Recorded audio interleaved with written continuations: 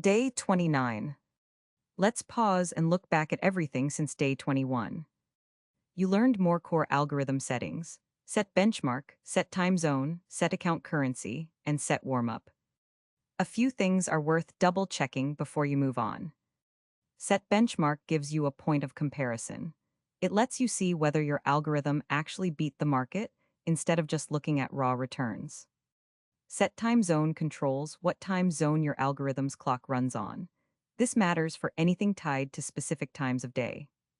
Set account currency sets the currency your portfolio is denominated in. Set warm-up lets your algorithm load historical data before trading begins.